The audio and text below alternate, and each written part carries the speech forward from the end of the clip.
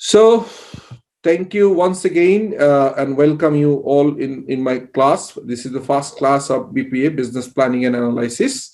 So, আমরা এখানে first of all we like to start from the very basic concept of costing, management accounting, that sort of things, and with the time progression আমরা আরো ডিটেইলে যাব, we'll discuss in detail এবং মোটামুটি লেভেলে একটা অর্গানাইজেশনে ম্যানুফ্যাকচারিং অর্গানাইজেশনের প্রসেস কস্টিং বা যদি তারা জব কস্টিং হয়ে থাকে তাদের বাজেটিং, এই বিষয়গুলো কিন্তু আমরা কভার করব gradually. So welcome to the presentation on cost concept in business concern. Cost concept নিয়ে আমরা ডিসকাস করব। So we all know about, the cost concept. And what is cost? Cost, the amount of money needed to buy or to make something. যে আমরা যদি কিছু কিনতে চাই সেটারও একটা কস্টিং করতে হয়, যে আমরা কত টাকায় কিনলাম, এরপর কোনো ডিউটি আছে কিনা, কোনো ক্যারিং কস্ট লেগেছে কিনা। This is the finish good merchandise purchase. আর মেক তো অবভিয়াসলি যে কোনো ম্যানুফ্যাকচারিং প্রসেসে কস্টিং ইজ ইম্পর্টেন্ট, এবং সেখানে আমরা সবাই জানি যে ডাইরেক্ট কস্ট থাকে, ডাইরেক্ট লেবার থাকে, এবং ডাইরেক্ট ম্যাটেরিয়াল থাকে, ডাইরেক্ট লেবার থাকে, এবং other factory overhead. So this all are cost element. Even not only, even আপনি কোনো প্রজেক্ট বেসড কস্ট হতে পারে। So in business cost is usually a monetary valuation of effort, material resources, time and utilities consumed, risk incurred, and opportunity foregone in production and delivery of a good or service. যখন আমরা একটা production process শুরু করি তখন কিন্তু এই প্রোডাকশনের direct material যেমনি লাগে, ডাইরেক্ট লেবার যেমনি লাগে, সঙ্গে সঙ্গে আমাদের আরো কিছু রিসোর্সেস লাইক ক্যাপিটাল মেশিনারিজ থাকে, আদার সাপোর্ট সার্ভিস লাগে। এই সমস্ত কিছু মিলেই আমরা কস্ট বলছি, কস্ট। এবং কস্টের সংজ্ঞাটা এখানে যতটা ক্লিয়ার হয় with the passage of time, আমি যখন প্রসেস করব তখন আরো বোঝা যাবে। এবং কস্টিংটা ইজ বেসিক্যালি ডিফারেন্ট পারপাস করা হয়। আমরা যখন কোনো কাস্টমারের কাছে প্রোডাক্ট সেল করি তখন রেগুলার বেসিসে যখন সেল করি তখন তো একটা স্ট্যান্ডার্ড কস্ট থাকে, বাট কাস্টম মেড অনেক সময় থাকে। আমরা পার্টিকুলার কাস্টমারের জন্য একটা পার্টিকুলার প্রোডাক্ট তৈরি করি, তখন আমাদের কস্টিং এর প্রয়োজন হয়। আমরা অনেক সময় বোঝার চেষ্টা করি একটা পার্টিকুলার ডিস্ট্রিবিউশন চ্যানেলের কস্টিং কেমন। লেটস সে আমি Square Pharmaceuticals, let's say Square Toiletries এর কস্টিং ডিপার্টমেন্টের হেড। আমাকে সিও অফ দিস কোম্পানি জিজ্ঞেস করা হলো যে আপনি রংপুর এবং দিনাজপুর এখানে একটা ডিস্ট্রিবিউশন চ্যানেল বা এখানে একটা ওয়্যার হাউস সেট করেন, সেই ওয়্যার হাউসের কস্টিংটা দেখান যে এই ওয়্যার হাউস সেট হলে এখান থেকে আমি ডেলিভারি করলে কস্টিং এর কি কি বেনিফিট পেতে পারে, আমার ওখানে স্টকিং করলে কি কি বেনিফিট হতে পারে, সঙ্গে সঙ্গে কি কি এডিশনাল কস্ট ইনকার্ড হবে। এই ধরনের কস্টিং হয়, জিওগ্রাফিক রিজন বেস হয়, প্রোডাক্ট বেস হয়, প্রোডাক্ট লাইন বেসে কস্টিং হয়। Process costing, we all know about the process costing. আমি সময়ের সাথে আরো ক্লিয়ার করব যে একটা ম্যানুফ্যাকচারিং অর্গানাইজেশনের একই নেচারের যখন প্রোডাক্ট হয়, যে ধরেন শ্যাম্পু তৈরি করছি অথবা সাবান তৈরি করছি, তখন একই জিনিস যখন একই প্রসেস হচ্ছে তখন এটা প্রসেস কস্টিং হয়। বাট যদি আমরা ফার্নিচার তৈরি করি এবং কাস্টম মেড, কারণ হয়তো একটা ডাইনিং টেবিল লাগবে 8 সিটের, কারণ হয়তো 8টা চেয়ার বসবে এরকম একটা ডাইনিং টেবিল, কারণ হয়তো 6টা লাগবে, কারণ হয়তো ওভাল শেপ লাগবে, কারণ হয়তো স্কোয়ার শেপ লাগবে। That sort of costing is called basically the job costing, not process costing. So এই ধরনের কিছু ডিফারেন্সিয়েট থাকবে, আমরা কিন্তু সামনে এটা দেখতে পারবো। দিস ইজ ভেরি এলিমেন্টারি, এটা না দেখলেও আপনার চলবে, কারণ কস্টিং এর বেসিক কনসেপ্টে আমরা যখন যাব তখন এই সংজ্ঞাগুলো আসলে এভাবে পড়ে বুঝতে হবে না। We can understand the concept of cost and cost accounting, management accounting, that sort of things. Cost accounting is the process of recording, classifying, analyzing, summarizing, and allocating cost associated with process, and then developing various courses of action to control the cost. Basically আমরা যদি বলি একটা অর্গানাইজেশনে costing করার পিছনে কি কি কারণ থাকতে পারে, first of all to know the production cost of the product, then the other manufacturing overhead cost, then the selling cost, selling overhead, marketing overhead, finance overhead, that sort of things, এটা costing এর part. এর বাইরে আরেকটা জিনিস হয়, you need to set a standard, যে আপনি একটা সাবান তৈরি করতে যদি 30 পয়সা আপনার ফ্যাক্টরি ওভারহেড লাগে, যদি 3 টাকার ডাইরেক্ট ম্যাটেরিয়াল লাগে, যদি 50 পয়সার ইনডাইরেক্ট ম্যাটেরিয়াল লাগে, so you need to analyse this cost and set a standard cost. And যখন আমি প্রোডাকশন প্রসেসে পরে আমি অ্যাকচুয়ালি মিলিয়ে দেখার চেষ্টা করি যে আমি যে স্ট্যান্ডার্ডটা করেছিলাম এটি কি প্রপারলি হচ্ছে কিনা। So that's why control of cost is also important. এবং যদি কস্ট কন্ট্রোল করতে চান তাহলে আগে আপনাকে কিন্তু কন্ট্রোল কস্টের আগে কস্ট এলিমেন্ট বুঝতে হবে, কস্টিং প্রসেস বুঝতে হবে, স্ট্যান্ডার্ড কস্টিং বুঝতে হবে। সো এটা আমরা সময়ের সাথে যেমনি বলছিলাম যে আমরা কিছু এক্সাম্পল, যেমন আমি যে কথাটা এতক্ষণ বলছিলাম আমি জানি যে আমার প্রেজেন্টেশনে এই জিনিসগুলো খুব ইজি করে বলা আছে, দ্যাটস ওয়াই ডেফিনেশন স্টেজে কিন্তু আমি কম সময় দিচ্ছি। লেট হ্যাভ এ পিকচার যে আপনি যখন কস্টিং করবেন, যখন একটা প্রোডাক্টের কত টাকা খরচ পড়ছে যখন বের করবেন, তখন কিন্তু আপনার বেসিকলি জানতে হবে তিনটা মূলত ম্যানুফ্যাকচারিং স্টেজে costing. The classification of manufacturing cost is direct material, যেটা হচ্ছে আমরা বলছি লেটস সে এখানে যখন আমি ডাইরেক্ট ম্যাটেরিয়াল বলছি এই জিনিসের ভিতরে কিন্তু একটা ডাইরেক্ট ম্যাটেরিয়াল আছে, দ্যাট ইজ যদি এটা ম্যাঙ্গো জুস হয়, so mango is the basically the direct material. তারপরে বলছি direct labour, what is the direct labour cost? Direct labour cost is like যে যারা মেশিন অপারেট করে, এই যে একটা আমের থেকে জুস বানানো হচ্ছে এই প্রসেসে যে মেশিনটা কাজ করছে এই মেশিন অপারেটরের খরচ is basically the direct labour cost. এখন আপনি বলতে পারেন যে ম্যানুফ্যাকচারিং ওভারহেড, এটাকে আমরা বলি ফ্যাক্টরি ওভারহেড বলি, FOH বলি, বা আদার ম্যানুফ্যাকচারিং ওভারহেড বলি। এখানে কি হতে পারে? লেটস সে এখানে বললাম যে mango is the direct cost of the mango juice, আর এখানে যে মেশিনের প্রোডাকশন হচ্ছে সেই মেশিনের operator salary is basically the direct labour cost. But other manufacturing ওভারহেডে কি কি পড়বে? লেটস সে এই বটলের কস্ট, এই লেভেলের কস্ট, তারপরে এই ফ্যাক্টরি সিকিউরিটি গার্ডের স্যালারির একটা অংশ এখানে আসবে, এইখানে আপনার এই প্রসেসের ভিতরে এই ফ্যাক্টরি পরিষ্কার করে ক্লিনিং করে এমন লোকজনের স্যালারির একটা অংশ এখানে আসবে। This is basically the indirect material এবং ইনডাইরেক্ট লেবার এবং ইনডাইরেক্ট ওভারহেড। সো এই জায়গাতে কেউ একজন শেয়ার করবেন যে এটি কি প্রাইমারি লেভেলে বোঝা গেল কিনা, প্লিজ এনিওয়ান? কারণ একটু ফিডব্যাক নেই আস্তে আস্তে আপনাদের, তারপর আমরা আগাই। জি স্যার, আমি একটা প্রশ্ন করতে চাচ্ছিলাম। Please carry on. স্যার, এই মনিটরিং ভ্যালুয়েশন এই জিনিসটা আর ওভারহেড এই জিনিসটা, এই দুইটা জিনিস একটু এক্সপ্লেন করবেন? শিওর। কে কথা বলছেন? জি, Khalid Hasan. Khalid Hasan, thank you. So Khalid Hasan, thank you. আচ্ছা, খালিদের কোশ্চেনটা যদি আমি আপনাদের এখানে অনেকেই দেখেছি, আমি আজকের ক্লাসের পার্টিকুলারলি অনেক সিনিয়র, এখানে সাইদুল ভাইরা আছেন, আরো অনেক লোক আছেন সিনিয়ররা। সো আমি ওর কোশ্চেনটা, খালিদের কোশ্চেনটা আপনারা কেউ কি অ্যান্সার দিতে চেষ্টা করবেন? আমি just to make a understand যে আপনার অডিয়েন্সের ফিডব্যাকটা, কারণ আমি এই সেশনটার ম্যাক্সিমাম ক্লাস আমি নিব। সো কেউ একজন ফিডব্যাক দিবেন যে উনি যে কোশ্চেন যেটা করেছেন, ফার্স্ট অফ অল উনি বলেছেন যে একটা কোশ্চেন ছিল যে ম্যানুফ্যাকচারিং ওভারহেড, আর একটা কথা বলছেন কি আপনি? Monitoring valuation. Monetary valuation. এই দুটো কি বুঝেছি আমরা? কেউ একজন বলবেন কাইন্ডলি? Anyone please?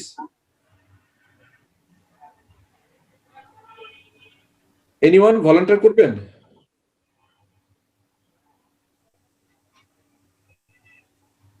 ওকে, যদি কেউ জি প্লিজ, তাহলে আমি বলি। সেটি হচ্ছে, প্রথম কোশ্চেন হচ্ছে মনিটরি ভ্যালুয়েশন মানে কি?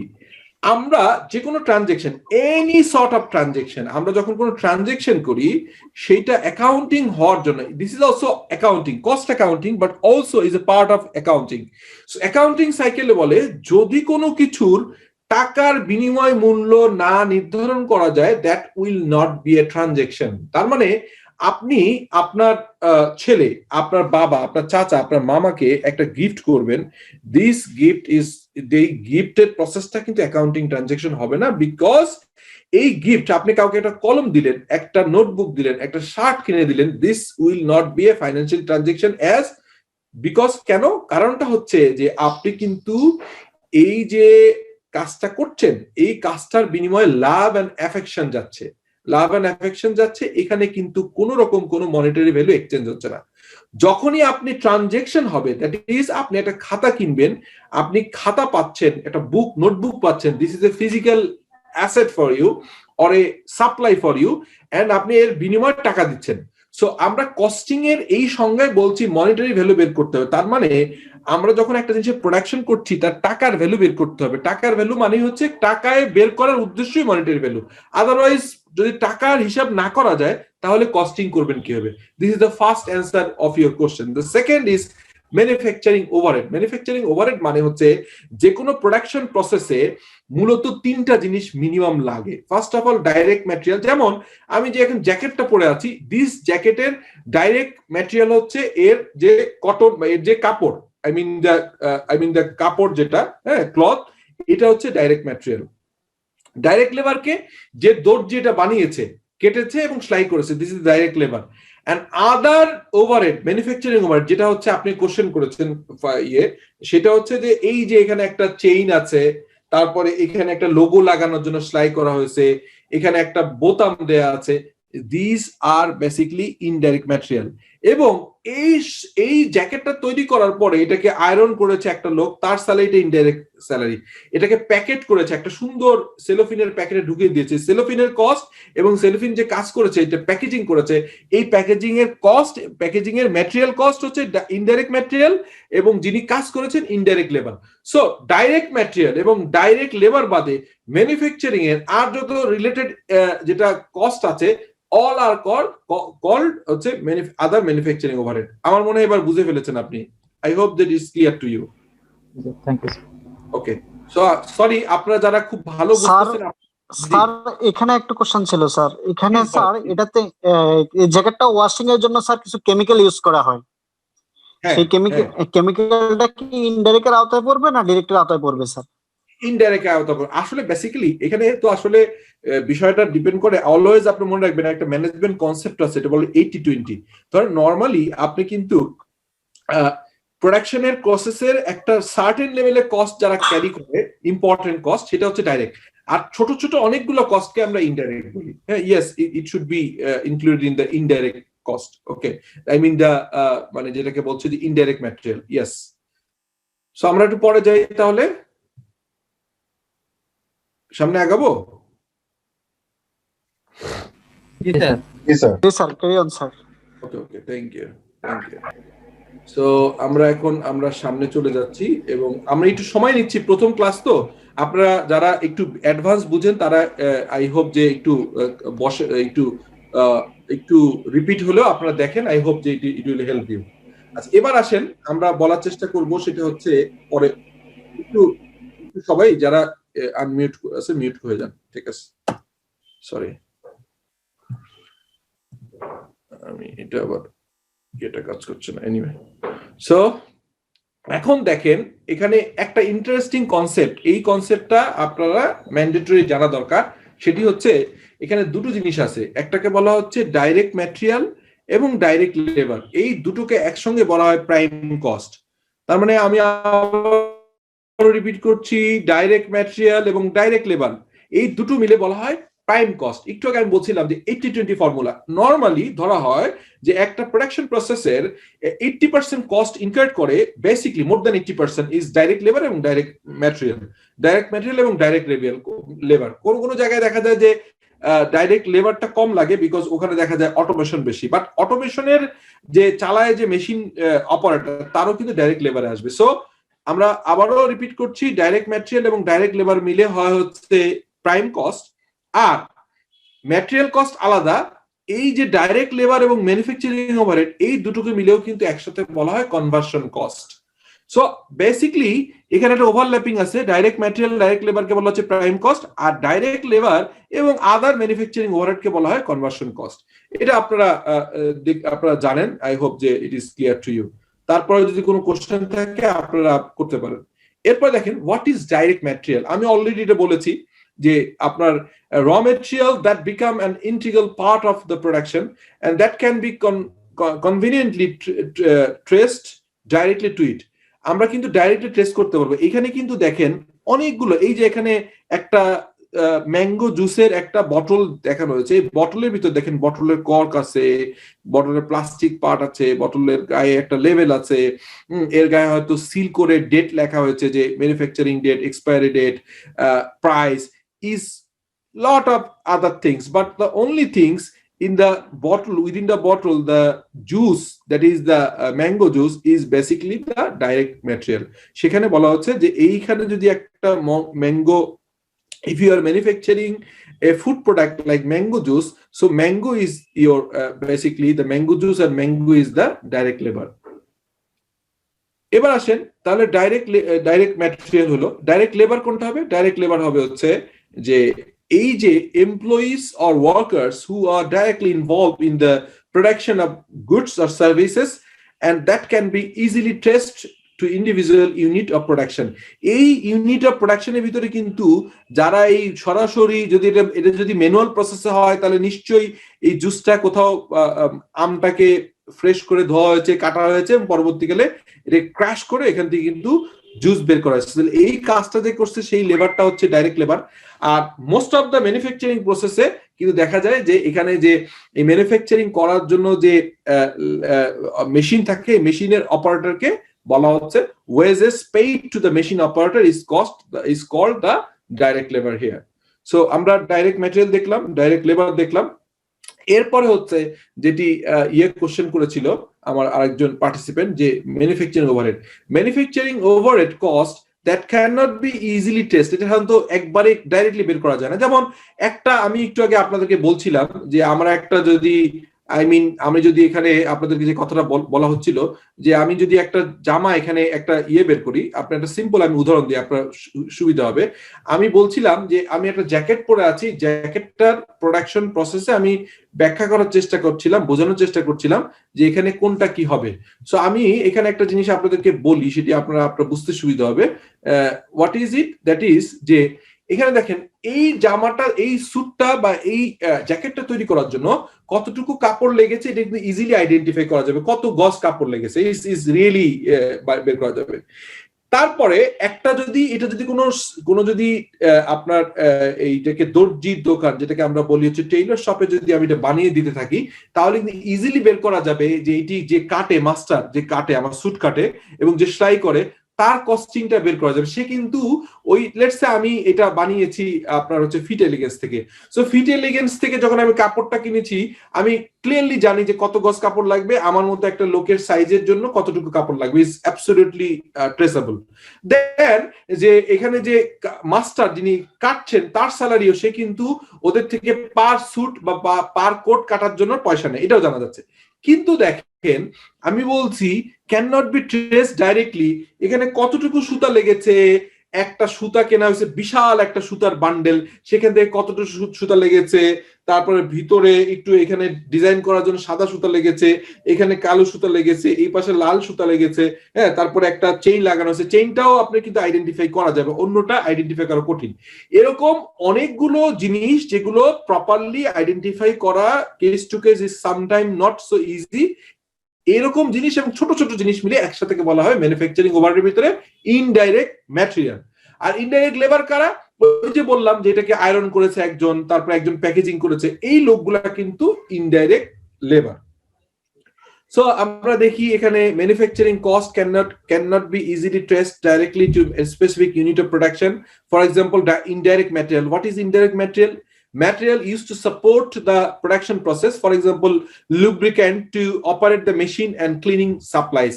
এখানে দেখেন আরো পার্টিকুলারলি একটা ইন্টারেস্টিং উদাহরণ দেয়া আছে যে মেশিনে আপনি প্রোডাকশন করছেন, ওই যে ম্যাঙ্গো জুসটা, ওই মেশিনে কিন্তু চলার জন্য একটু লুব্রিকেন্ট লাগে, একটু অয়েল লাগে। সো ওই মেশিন চলার যে মেশিনের যে রান করে ওইখানে যে অয়েল ইউজ করা হয়, ওই অয়েলটা কখনোই কিন্তু ডাইরেক্ট ম্যাটেরিয়াল হবে না, it's indirect material.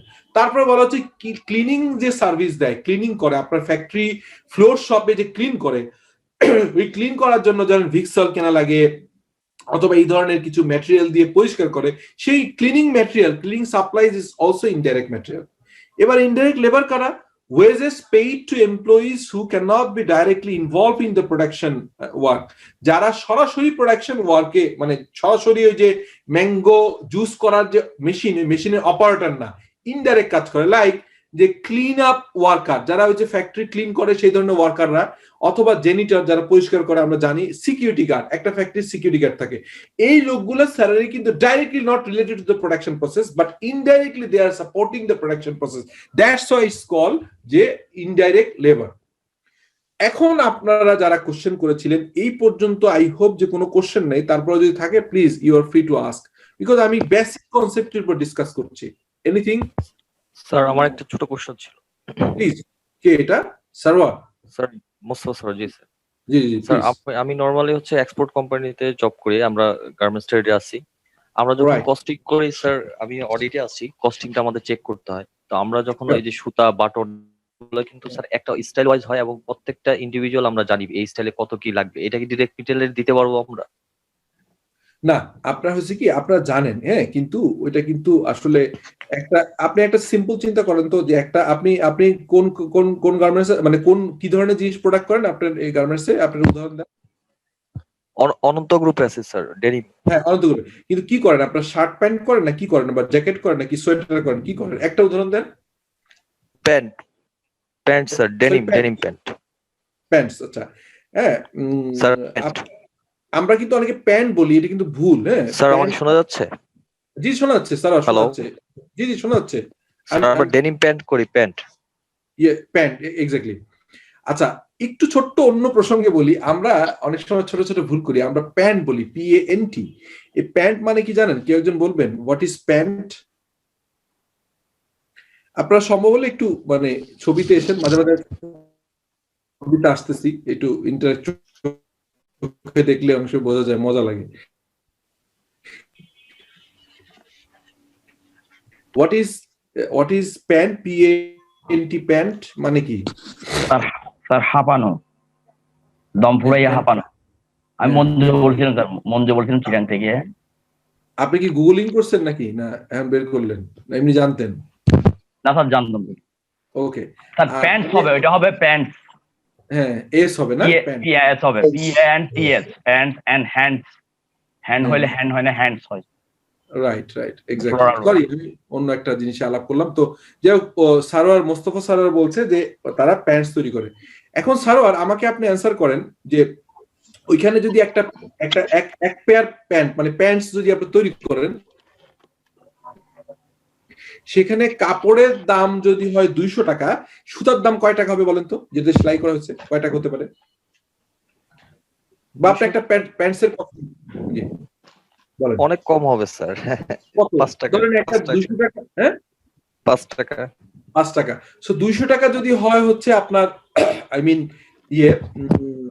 Main raw material, তো সেখানে কিন্তু 5 টাকা যদি সুতার দাম হয়, তাহলে ইটস অ্যাবাউট 2.5%। সো কোনোভাবে এটা কিন্তু ডাইরেক্ট ম্যাটেরিয়াল হবে না, ইনডাইরেক্ট ম্যাটেরিয়াল হবে লজিক্যালি। সো আপনি এটাকে নির্দ্বিধায় এটাকে আপনার মানে আদার ম্যানুফ্যাকচারিং ওভারহেড হিসেবে, ইনডাইরেক্ট ম্যাটেরিয়াল হিসেবে ইউজ করবেন। This is not a direct material.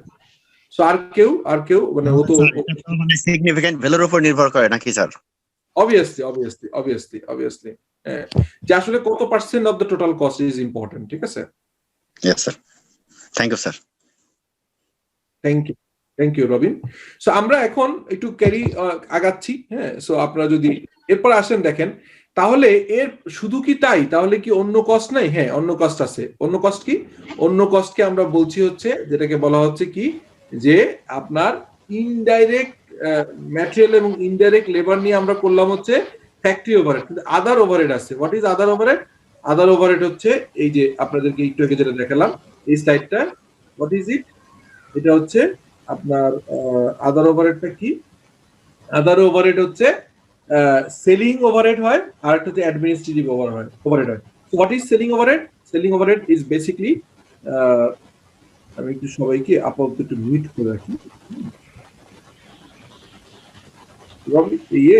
লুইন, আপনি যদি কাইন্ডলি একটু, শব্দ আসছে তো, যদি কাইন্ডলি একটু, আমাকে কি হোস্ট করছেন? মিউট করতে পারছি না। জি স্যার, আমি কি আপনাকে হোস্ট করে দেবো স্যার? স্যার আমার একটা কথা ছিল। জি বলেন প্লিজ, আমাকে একটু হোস্ট করে দেন। অসুবিধা নেই। আপনি তো রেকর্ড করতে পারবেন না? জি স্যার, পোস্ট করে দেন তাহলে, আপনার যেভাবে সুবিধা। মানে ওই মাঝে মাঝে একটু সবাই কথা বলার পরে ভুলে যায় মিউট করতে। ইয়েস, হ্যাঁ বলেন প্লিজ।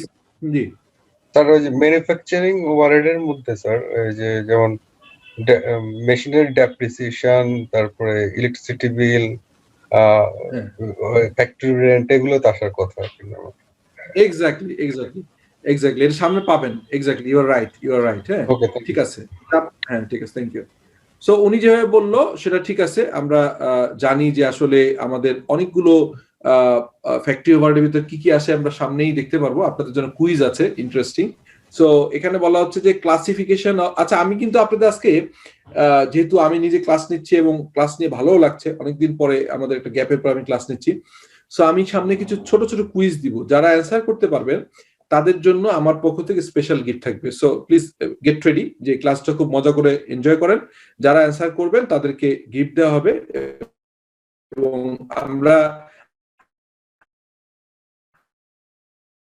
আমি শামীম স্যারকে বা অন্যদের রিকোয়েস্ট করবো যে আমরা ফিজিক্যাল ক্লাস হয়তো একটু শীতটা কমে গেলে, আই মিন ফেব্রুয়ারির শেষের দিকে আমরা মনে হয় যে ফিজিক্যাল ক্লাস মাঝে মাঝে করতে হবে, স্পেশালি ফ্রাইডেতে। সো তখন আমরা এটা হ্যান্ড ওভার করবো। তো যেটা বলছিলাম যে ক্লাসিফিকেশন অফ নন ম্যানুফ্যাকচারিং কস্টে কি সেলিং কস্ট থাকে। সেলিং কস্ট কি? Cost necessary to ensure the order and delivery of the product. আপনি যখন একটা মানে মার্কেটিং অ্যাপ্রোচে আপনি যখন প্রোডাক্ট পুল তৈরি করছেন, মানে আপনার প্রোডাক্টটা ডিমান্ড তৈরি করছেন, তখন আপনি সেলিং কস্টের, যেমন আপনার ডেলিভারি কস্টেও সেলিং কস্ট হতে পারে, সেলসম্যানের স্যালারিও সেলিং কস্ট, আবার মার্কেটিং এ যে অ্যাক্টিভিটিস থাকে এটিএল এবং বিটিএল বলে, এটিএল অ্যাবভ দ্য লাইন এবং below the line marketing cost থাকে, এই cost is also including the selling cost. এরপরে administrative cost. Administrative cost all executive, organizational and clerical cost. I mean the CFO salary is administrative cost, head of audit, head of HR team, audit team, এই ধরনের common cost যেটা হচ্ছে not directly related to the manufacturing cost and not directly related to the selling cost is basically the administrative cost. মানে যেগুলো directly আপনি manufacturing ওভারহেডেও দিতে পারছেন না, ম্যানুফ্যাকচারিং কস্টেও দিতে পারছেন না, সেলিং কস্ট না, বিকজ এখানে সেলের সাথে সম্পৃক্ত না। Other supporting department like your peon, your staffs and others, your accountant, audit, HR, এই ধরনের ফাংশন গুলো হচ্ছে বেসিক্যালি দ্য অ্যাডমিনিস্ট্রেটিভ কস্ট। আমরা এটা বুঝতে পেরেছি। তো এখন আমরা পরে একটু আগাই, মাঝে মাঝে আটকে যাচ্ছে। ওকে, সো এবার দেখেন, এবার একটা খুব interesting concept. I am requesting all of you to I wanted to grab your attention because it's a very very interesting topics, এবং এটি কিন্তু অনেক সিনিয়র লোকজনও এই জিনিসটা অতটা ক্লিয়ারলি খেয়াল করে না, যে কারণে এই জিনিসটা কনসেপ্টটা ক্লিয়ার হয় না। But I wanted to make sure that আপনারা প্রত্যেকে বুঝতেছেন। এটার নাম হচ্ছে product cost versus period cost. এই product cost versus period cost, এটা সম্পর্কে কারো কোনো আইডিয়া আছে, বা ফার্স্ট টাইম কেউ শুনলেন নাকি আগেও শুনেছেন? কেউ যদি একটু শেয়ার করবেন kindly. Sir first time. Sir আগেও শুনেছি স্যার। আগে শুনেছেন? তো আগে যে শুনেছেন আমাদের তারেক ভাই একটু বলেন যে এটা কি, মানে যদি আপনি চান বলতে আর কি কিছু সম্পর্কে। আই এম নট, মানে স্যার প্রোডাক্ট কস্ট বলতে বুঝাচ্ছে কি সেই প্রোডাক্ট সংক্রান্ত যে খরচগুলো আছে শুরু থেকে শেষ পর্যন্ত সেটাকে বোঝায়। আর পিরিয়ড কস্টটাকে বলা হচ্ছে সেই প্রোডাক্টের পার্টিকুলার একটা পিরিয়ডের মধ্যে আমাদের যে ফাইন্যান্সিয়াল ইয়ারের মধ্যে কস্টটাকে বোঝায় স্যার। Right, absolutely. আপনি কি এমনি কোথায় কাজ করেন তারেক সাহেব? আমি স্যার আফসার গ্রুপ বাংলাদেশ। আফসার গ্রুপে ম্যানুফ্যাকচারিং অর্গানাইজেশন না? No sir, service company. Service company, absolutely. আপনি কি সিএমএ বা সিএ এরকম কোথাও ইনভলভ ছিলেন না? জি স্যার, সিএ তে ছিলাম স্যার। কোন ফার্মে ছিলেন? Ashrafuddin and Co. Okay, thank you. না, ইজ রাইট। হ্যাঁ, বাট আমি আরেকটু, উনি বলছেন, বাট আমি একটু আপনাদের যারা প্রথম শুনলেন তাদের জন্য আরেকটু ক্লিয়ার করি, বিকজ কনসেপ্টটা খুব সহজ বাট আবার মাঝে মাঝে প্যাচ লেগে যায়। সেটা হচ্ছে, দেখেন আগে সংজ্ঞাটা পড়ি তারপরে বুঝাই। Production cost include all the costs that are involved in the acquiring or making a product. That is, একটু আগে যে যতগুলো কস্ট আলাপ করছিলাম, direct material, direct labour, manufacturing overhead, all costs are called the production cost. তাহলে এটা তো আমরা সবাই বুঝতে পেরেছি যে প্রোডাকশন কস্টের ভিতরে কি থাকবে, আপনার ডাইরেক্ট ম্যাটেরিয়াল থাকবে, ডাইরেক্ট লেবার থাকবে, ম্যানুফ্যাকচারিং ওভারহেড থাকবে, is called basically the product cost. তাহলে what is period cost? Period cost are all the cost that are not included in the product cost, like the selling overhead, administrative overhead, finance overhead. এবার মনে হয় clearly বুঝছেন না সবাই? দেখেন তো এবার কোনো কোশ্চেন আছে, যেটি আমাদের তারেক ভাই ক্লিয়ার করে বললেন, বাট তারপরেও আমি আপনাদের সাথে আরেকটু শেয়ার করছি, বিকজ কনসেপ্ট গুলো ইজি, বাট এটা না জানলে কিন্তু একটু সমস্যাই, কারণ আমাদের তো ম্যানুফ্যাকচারিং এ যখন কস্টিং করি ভেরি ভেরি রিলেভেন্ট। হ্যাঁ, এনি কোশ্চেন? আমি যেটা বললাম। Sir, I have a question in previous lab. সেটা হলো অ্যাডমিনিস্ট্রেটিভ কস্ট স্যার। যখন আমার একটা গ্রুপ থাকবে, আমার যদি 5টা প্রোডাক্ট লাইন থাকে বা 5টা কোম্পানি থাকে, সেখানে অ্যাডমিনিস্ট্রেটিভ কস্ট এটা আমি ভাগ করবো কিভাবে? কারণ আমাদের সিএফও যদি স্যালারি দেখি, সিএফও তো সবগুলাই দেখতেছেন, এক্স্যাক্টলি আমাদের সবগুলোই দেখতেছেন, তাদের এই কস্ট গুলো সেগুলো আমরা ভাগ করবো কিভাবে স্যার? Which is the best policy? Fantastic question, I really like this question, thank you Robin. যেটা আমরা বলছিলাম, যেটা হচ্ছে যে ও যে কোশ্চেনটা করেছে আমাদের দেশে এবং সারা পৃথিবীতেই আছে। তো এখানে কিন্তু আমি কিন্তু মাঝে মাঝে একটু অ্যাডভান্স লেভেলের ডিফারেন্ট নলেজও শেয়ার করবো, আপনাদের জন্য একটু বুঝতে কঠিন হইতে পারে, কিন্তু আমি আশা করবো, যেহেতু আমি অনেকগুলো ক্লাস আপনাদের সাথে নিব, আমার ভিতরে অনেক কিছুই আপনাদের দেওয়ার চেষ্টা করবো। আপনারা কষ্ট হলে কোশ্চেন করবেন, যতক্ষণ পর্যন্ত ক্লিয়ার না হবেন, একজন লোক ক্লিয়ার হবে না, আমি ততক্ষণ বলতে থাকবো। সে রবিন যে কোশ্চেনটা করছে, গ্রুপ কনসেপ্ট কিন্তু আসলে কোনো লিগ্যাল এন্টিটি নাই, মানে আমি একটু বুঝাই বলি। লেটস সে আমি কল্লোল গ্রুপ অফ কোম্পানিজের ফাইন্যান্স ডিরেক্টর ছিলাম, সুপারস্টার গ্রুপে ফাইন্যান্স ডিরেক্টর ছিলাম। তো কল্লোল গ্রুপে প্রায় 10টা কোম্পানি ছিল, সুপারস্টার এরকম 8-10টা কোম্পানি ছিল। এর আগে আমি একসময় রহিমা ফ্রোজ গ্রুপে কাজ করেছি, শান্তা হোল্ডিংস এ কাজ করেছি। তো আমি এই লাস্ট 2টা কল্লোলের কথাই বলি। এখন কল্লোলে একটা কোম্পানি আছে কল্লোল ইন্ডাস্ট্রিজ, যারা টিস্যু তৈরি করে। তারপরে কল্লোল টিএলআর হোল্ডিং নামে একটা কোম্পানি আছে, কোহিনুর হোল্ডিংস, সেটা হচ্ছে জেট তৈরি করে। কল্লোল ডিস্ট্রিবিউশন নামে একটা কোম্পানি আছে, তারা হচ্ছে ফুড প্রোডাক্ট ডিস্ট্রিবিউট করে, লাইক হচ্ছে নিউট্রিসি, অনেক ধরনের ফুড প্রোডাক্ট আছে। কল্লোল লিমিটেড নামে একটা কোম্পানি, যারা হচ্ছে টাইম জোনের মাধ্যমে ঘড়ি সেল করে। সো আমি 4টারই উদাহরণ দিই। এখন কোশ্চেন হচ্ছে যে সিএফও, তার কস্ট কিন্তু গ্রুপ যেহেতু একজন সিএফও, সো তার কস্টটা কিভাবে অ্যালোকেশন হবে? রবিনের কোশ্চেন তাই। সো রবিনের কোশ্চেন অনুযায়ী যেটা বলি, সেটা হচ্ছে আসলে basically in the I of the corporate governance, আপনার কিন্তু কোনো গ্রুপ বলে, মানে আমরা যে group company secretary, group finance director, group head of internal audit এটা বলি, এটি কিন্তু বাংলাদেশের কোম্পানি অ্যাক্ট, বাংলাদেশের সিকিউরিটি এক্সচেঞ্জ কমিশন অ্যাক্ট কোথাও বলে না। কারণ যখন একটা কোম্পানি লিস্টিং এ আসে, তখন কিন্তু বলা হয় যে ওই পার্টিকুলার কোম্পানির হেড অফ অডিট সেপারেট হইতে হবে, ওই পার্টিকুলার কোম্পানির সিও আলাদা হইতে হবে, ওই পার্টিকুলার কোম্পানির সিএফও আলাদা হইতে হবে, বিকজ এরকম গ্রুপ কনসেপ্ট গুলো কিছু নাই। বাট এটা তো সব লিস্টেড কোম্পানির জন্য আমরা বলছি। বাট রবিন যেটা বলছে, this is A most practice. ধরেন 95% কেসে গ্রুপ অফ কোম্পানি যারা বলছি বা গ্রুপ অফ ইন্ডাস্ট্রিজ যারা বলছি, সেখানে কমন ফাংশনে এরকম সিনিয়ররা থাকবেই। তো তাদের কস্টটা কিভাবে অ্যালোকেট করবেন? এইখানে একটা কমন কস্ট অ্যালোকেশনের অনেকগুলো বুদ্ধি আছে, অনেকগুলো প্রসেস আছে। অ্যাকাউন্টিং মানে ফাইন্যান্সিয়াল অ্যাকাউন্টিং বা আইএফআরএস রিপোর্টিং এর ক্ষেত্রে কিন্তু এন্টিটি কনসেপ্ট অনুযায়ী প্রত্যেকটা এন্টিটি সেপারেট লোকজন থাকারই কথা। বাট ম্যানেজমেন্ট অ্যাকাউন্টিং পার্সপেক্টিভে কিন্তু এই অ্যালোকেশন, কমন কস্ট অ্যালোকেশনের একটা প্রক্রিয়া আছে।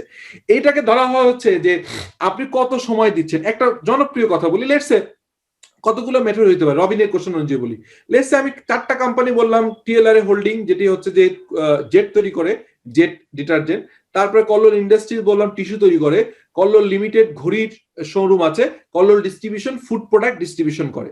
এখন কোশ্চেন হচ্ছে, প্রথম হইতে পারে যে এই কোম্পানিগুলোর টার্নওভার কেমন। টার্নওভার বেসিসে যার যত টার্নওভার বেশি, সেই কোম্পানির সিএফওর স্যালারি লেটসে 4 লাখ টাকা বা 3 লাখ টাকা, তাহলে যদি টার্নওভার সমান হয় তাহলে 1 রেশিওতে ভাগ হবে। হয়তো কারোর টার্নওভার বেশি, সে কস্ট বেশি বেয়ার করবে। এটা একটা কমন প্রসেস। আর একটা কমন প্রসেস হচ্ছে যে উনি নিজে অ্যাসাইন করবে যে আমি কোন কোম্পানিতে কেমন টাইম দিতে হয়। আমি যদি আমার 6 দিন ওয়ার্কিং ডে হয়, 8 ঘন্টা করে টাইম হয়, so the management of the company, that is board অথবা এমডি অথবা সিইও অথবা সিএফও নিজে একটা টেন্টেটিভ ধারণা করবে আমার কোন কোম্পানিতে কত টাইম দেওয়া হচ্ছে, based on their time engagement. এটি হতে পারে। সো এটা একটা প্রসেস। তারপরে আমি যেটা বললাম রেভিনিউ একটা প্রসেস। আর একটা প্রসেস হইতে পারে যে না, আমি নর্মালি মনে করছি যে এখানে যেমন রহিম আফরোজের প্র্যাকটিস বলি, এটা কিন্তু খুব একটা চমৎকার কোশ্চেন সে করেছে। রহিম আফরোজে আমি অল্প সময়ের জন্য কাজ করেছি। রহিম আফরোজের অনেকগুলো কনসার্ন ছিল, but Rahim Afroz group limited নামে একটা কোম্পানি ছিল, রহিম আফরোজ বাংলাদেশ লিমিটেড। ওরা কি করতো সেটা হচ্ছে যত রকম কমন কস্ট আছে, মানে গ্রুপ হেড অফ অডিট বা audit team, group finance, individual এসবিওর জন্য কিন্তু ফাইন্যান্সের লোকজন ছিল, বাট গ্রুপ সিএফও, গ্রুপের এমডি সিও, এই পজিশনগুলোর স্যালারিটা যেটাকে বলা হতো যে রহিম আফরোজ বাংলাদেশ লিমিটেড, এইখানে শুধুমাত্র তারা হচ্ছে হেড অফিস অপারেশনের সমস্ত হেড অফিসের খরচ, তারপর হচ্ছে যে সিএফওর খরচ, সিওর খরচ, কমন খরচগুলো একসাথে রেখে based on their revenue sharing, যে কে কোন কনসার্ন কেমন রেভিনিউ করছে তাকে ততটুকু চার্জ করে দেয়। গ্রুপকে অ্যাকাউন্ট পে চেকের মাধ্যমে ওই ইন্ডিভিজুয়াল এসবি গুলো মাসে একটা কস্ট শেয়ারিং করে। গ্রুপের ফাইন্যান্সিয়াল স্টেটমেন্টে there is no revenue, only তারা কিছু খরচ করে এবং এসবিও থেকে কিছু টাকা পায় to share of their expense. So this is the system. I hope, Robin, I can make you clear. Yes, sir. Thank you, sir. Okay. So এখানে আমার অবজারভেশন আছে স্যার। প্লিজ বলেন। জি স্যার, এটা হচ্ছে আমার এক্সপেরিয়েন্স থেকে স্যার। আমি যখন র্যাঙ্কসে ছিলাম, জি যে র্যাঙ্কসে তখন শহীদুল ইসলাম ভাই উনি একটা হোল্ডিং কোম্পানি গঠন করছিলেন। Right, holding company, right. তারা কি করতো যে র্যাঙ্কনে যতগুলা এক্সপেন্ডিচার মানে করতো সেই সমস্ত খরচগুলো তারা হোল্ডিং কোম্পানিতে তারা ব্যাংকিং ট্রান্সফার করে নিয়ে আসতো। এনে তারপর ওনারা সেই পার্টিগুলোকে তারা ভেন্ডরকে তারা পেমেন্ট করতো। হ্যাঁ, তো এটা করাতে মানে আমি তখন যে কোম্পানিতে ছিলাম সেখান থেকে করতে বলছিল, তখন আমি অপোজ করছিলাম স্যার। কারণ হচ্ছে কি, যে হোল্ডিং কোম্পানিটা গঠন হইলো কোম্পানি অ্যাক্ট অনুসারে, ওদের পার্টিকুলার কোনো ইনকাম নাই। ইনকাম ছাড়া একটা কোম্পানি কিভাবে রিকগনাইজ হইতে পারে? এটা তো লিগ্যাল তো একটু প্রবলেম থাকতে পারে স্যার। অবভিয়াসলি পরবর্তীতে 6 মাস পরে এটা বন্ধ করে দেওয়া হয়েছে। তখন ওনার এক্সপিরিয়েন্স থেকে আমার যে কোম্পানি ছিল সেই কোম্পানিতে এরকম যখন কর্পোরেট গ্রুপ করা হইলো তখন আমরা যেটা করলাম, পার্টিকুলার গ্রুপে যে কাজ করুক না কেন, পার্টিকুলার কোম্পানি থেকে তাকে আমরা পে করতাম, সে গ্রুপের কাজ করবে, যার ফলে এক্সপেন্সেস ট্রেস করাটা সুবিধা হইতো এবং বুক করতে সুবিধা হইতো। এক্স্যাক্টলি। আপনি যেটা করেছেন, আপনাদের এই সেশনটা আমার কেন জানি মনে হচ্ছে যে খুব এনজয় করব, বিকজ আপনাদের যে knowledge based discussion I really enjoy somehow. আলহামদুলিল্লাহ, মাশাআল্লাহ, আমরা কনসালটেন্সি করি, আমি এই কাজগুলো খুব ভালো বুঝি যে কোনো কারণে। আপনি যে কোশ্চেনটা করছেন, দেখেন আমি কিন্তু শুরুতেই বলছি না আপনার কোশ্চেন করার সুবিধা হয়েছে। ফার্স্ট অফ অল, আমাদের দেশের 95% কোম্পানি যারা বলে group of companies, group of industries, তারা লিগালি এটা ক্লেম করতে পারে না। হ্যাঁ, কেন পারে না? কারণ লিগ্যাল স্ট্রাকচারে যদি তারা একটা হোল্ডিং কোম্পানি করে, মানে আইনত উচিত ছিল ওই হোল্ডিং কোম্পানি সবগুলো সাবসিডিয়ারি কোম্পানি যদি মোর দেন 50% শেয়ার নেয়। লেটস সে আপনি বলছেন যে র্যাঙ্কস হোল্ডিংস, না র্যাঙ্কন হোল্ডিং, যদি র্যাঙ্কন হোল্ডিং করতে হইতো তাহলে র্যাঙ্কন হোল্ডিং শুড বি যে প্যারেন্ট কোম্পানি, আর তার আন্ডারে যে কোম্পানি সবগুলো মোর দেন 50% হোল্ডিং করার কথা ছিল। আই এম নট শিওর এটা করে কিনা, অনেকেই করেনি। সেকেন্ড হচ্ছে, আপনি যেটা বলছেন you are absolutely right, because Rancon holding এর কোনো রেভিনিউ নাই। সে যদি তার থেকে ওই লোন নেয়, লোনটা কিভাবে রিপেমেন্ট করবে, ট্যাক্সে কোশ্চেন আসবে। সেই কারণে আমি শুরুতেই বলছি যে concept is wrong, because listed company, এটা নিয়ে কিন্তু ডিবেট চলছে। আপনাদেরকে আমি যেহেতু আলহামদুলিল্লাহ সামহাউ অনেকগুলো জায়গায় এঙ্গেজ থাকার কারণে জিনিসটা জানি। এবার যে কর্পোরেট গভর্নেন্স গাইডলাইন আমরা 2006 সালে প্রথম শুরু হয়, এরপরে 12 সালে একটা আসে, 18 সালে একটা আছে। 18 সালেরটা আবার নতুন করে শিবলি নোমান স্যার, আমার ডাইরেক্ট শিক্ষক, উনি বাংলাদেশ সিকিউরিটি এক্সচেঞ্জ কমিশনের চেয়ারম্যান, উনি আসার পরে নতুন করে আবার কর্পোরেট গভর্নেন্স কোড তৈরি করা হচ্ছে। ওখানে যারা বিজনেস স্টেট বডিতে যারা গিয়েছেন তারা বলছেন যে ভাই তুমি একটা কাজ করো, মানে একটা সাজেশন দেওয়া হয়েছে যে গ্রুপ কোম্পানি কনসেপ্ট রাখা হোক এবং একই গ্রুপের লিস্টেড কোম্পানি এবং নন লিস্টেড কোম্পানির এই পজিশন গুলাকে গ্রুপ সিএফও স্যালারি ভাগ করা হোক এবং গ্রুপ কোম্পানিকে কিন্তু অ্যাকসেপ্ট করা হোক। কিন্তু বাংলাদেশ সিকিউরিটি এক্সচেঞ্জ কমিশন এখন পর্যন্ত করে নাই। এটা নিয়ে কিন্তু trade body, Dhaka chamber, FBCC এর সঙ্গে তাদের অনেক দেনা পাওনা চলছে, কথাবার্তা চলছে। বিকজ তারা কেন বলছে, আমরা জানি বাংলাদেশের কনসেপ্টে একটা গ্রুপে কিন্তু যখন একজন ফাইন্যান্স ডিরেক্টর বা গ্রুপ ফাইন্যান্স ডিরেক্টর রাখা হয় তাদের স্যালারি 8-10 লাখ টাকা। সো একটা পার্টিকুলার কোম্পানিতে করা যায় না। কিন্তু পার্টিকুলার কোম্পানি আবার সিএফও অথবা হেড অফ ফাইন্যান্স আছে, তাদের হয়তো 1-1.5 লাখ টাকা 2 লাখ টাকা স্যালারি। সো এই গ্রুপের কনসোলিডেশনের জন্য, ম্যানেজমেন্টকে হেল্প করার জন্য কিন্তু একটা পজিশন থাকে। সো এইটা কিন্তু ইনকাম ট্যাক্স অর্ডিন্যান্স বলেন বা ইনকাম ট্যাক্সের প্রসেস বলেন, সেখানেও অ্যালাউ করা একটু কঠিন, বিকজ আপনি তার সার্ভিস নিচ্ছেন বেসড অন কি এগ্রিমেন্ট বেসে তার খরচটাকে আপনি অ্যালাউবল দেখাবেন।